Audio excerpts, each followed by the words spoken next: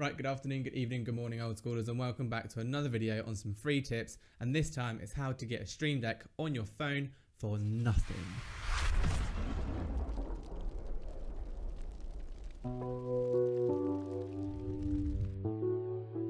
So as I just said, this video is how to get you a Stream Deck on your phone for free. This is also a paid method, however the free version gives you the basic functions that you will need on how to decide whether or not you actually want a Stream Deck in your life. And through using this, you get more functions than an Elgato.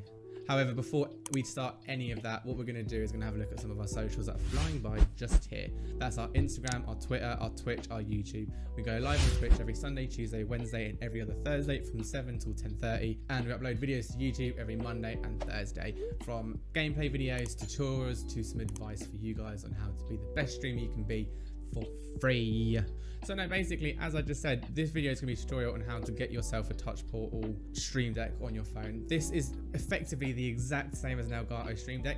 However, you're not spending a lot of money to find out if you don't like it or not. Plus, you can have anything up to about, I think it's like 100 buttons you can have per page for £12. So the free version gives you a total of 8 buttons. The paid for version, which is £12, which is nothing, gets you about 100 odd buttons that you can have on your Stream Deck, and Elgato will never give you that many buttons for free.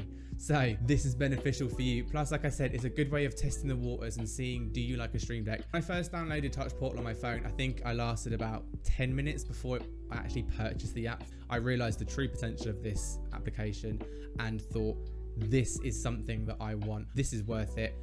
Give me 100 buttons. And now I've got scene changes, Twitch control, chat control, audio control through Voice Banana to completely have full and utter control of my stream without interrupting gameplay. And that's the main thing. If you're considering getting a Stream Deck, the main reason you would is because if you're changing scene, if you're wanting to do a stream marker and so on and so forth, you're either having to keybind buttons on your keyboard, which you don't really want to do because you want to use them for your game, or you're tabbing in and out, or you're stopping your PlayStation game and you're delaying the process. And this really streamlines everything, and you can literally just sit there, tap away, and no one even knows you've done anything. So before I blab on too much, let's jump onto the PC, let's download Touch Portal, let's show you how to make 6 simple buttons and different techniques you can use to make the buttons more alive for you.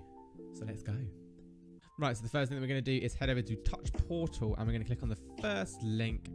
Simply find the system that you're working on. So we're going to go to download in the top, and we're going to download it for Windows because we're on the better computer. So once you finish the install, what you're going to want to do is right click on it and open as admin, and you'll be greeted with this page.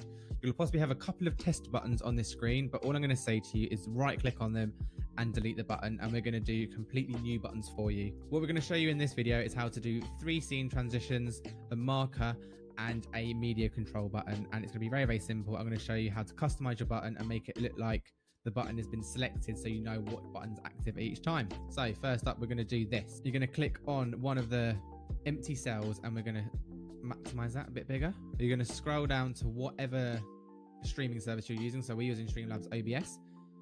We're going to click scene selection, and then from here we're going to simply choose that we want the first scene to select to be gameplay. So we're going to type in the text box on the side, gameplay. We're going to turn off transparent background because we like to see colors, and we're going to go 4, and then we're going to click save. We're then going to click the next button next to it. We're going to go to the same spot, doing scene selection, choosing our BRB, doing BRB, and then choosing 2 more random colors. If you refresh your phone, you should see the image on there. If your phone is not connected, obviously I know I've kind of jumped forward. When you're connected via USB, you can click the down selection here and then click USB connection. If you're on Ethernet, you'll have an option for Ethernet, which will say what your IP address is and what your port number is. Again, just input that on the phone, and the same for wireless. If it asks you for an IP number and a port number, they'll be listed here and here, so you instantly connect. And to ensure that your Streamlabs is connected, just go to your settings, Streamlabs, and also connect. And if it's not like that, then follow the instructions that it says on the screen there. So that's our 3 buttons. So now if we jump over to our Streamlabs OBS, when you now click any of these buttons, it will simply change between 3. However, you'll now notice that you don't know which button you've clicked. And for example, if you're using this as a source selection, you don't know if it's active or not. So what we're going to do is show you how to make it look like the button is active. So let's click on gameplay. We're going to go to on event, and then we're going to scroll down to Streamlabs, and then we're going to choose the top event here, which is on scene change event. We're going to choose the scene that we're on. we're going to click save, and then we're going to go up a little bit to visuals and click on change button visuals. And then on here, what we're going to do is let's do change background color to white, and we're going to do that for all of them. So now we know that when we click that button, when it's white, we know that's the active button at that time. And we're going to click add, and that will instantly add it into the correct area of the code. Now, however, we want this to turn off when we leave it. So we're going to scroll back down to Streamlabs OBS, click on scene change event, select our scene, and then instead of having it as is, we're going to change this to when Streamlabs scene is not changed to this scene. Go back up to our change button visual, and we'll change it to whatever the current number is. So I don't know what it was before, so we're going to choose some random buttons. Let's do these two as the colors, and then click add. And now what you'll see when you save it, you'll notice the button will go white, and when you click off of it, it will change the color back to how it was before. And that is one simple way of making your button appear active when you're using it. There's also some settings on the phone where you can make the phone vibrate when you click it, but this is more of a visual way of seeing it. So next, I'm going to show you how to do a media control. Again, this is a very simple function. It just controls your pausing and playing of music without having to tab in or out. So you're going to click an empty cell. We're going to scroll down to media functions, and we're going to do media toggle play / pause. Click on that. Let's call it music, and once again we're going to choose some random colors so it looks good, and then save. And we're going to show an example. So now when you click it, you can hear music playing.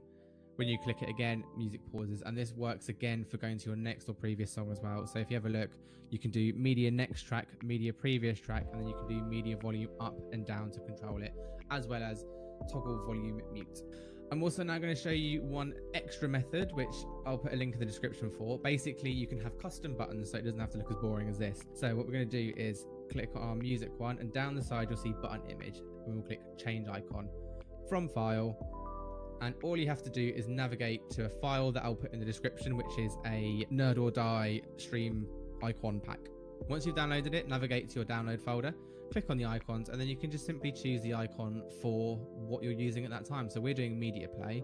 So let's scroll down to some of the media ones, and they've got pause and play. So let's click on that one, open it up, and you'll see that your image appears there. Let's make the background transparent as well. And there you have a simple play pause media button. And that is how you set up the very most basic functions of a free Touch Portal app. So I hope that video was easy to follow. I know I kind of fumbled a little bit. I've recorded it about 7 times before I was actually happy with the final piece. But that is the basics on how to use Touch Portal. Again, that's the free version, so it's only got 8 symbols on there.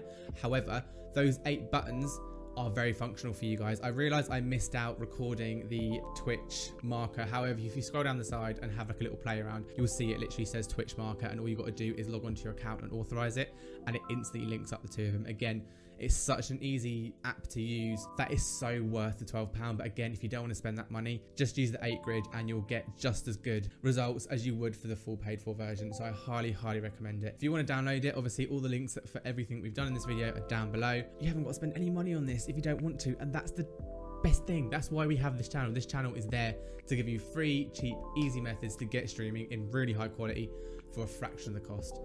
And I hope we have done that for you today. As always, socials going by here: Twitch, Twitter, Instagram, YouTube.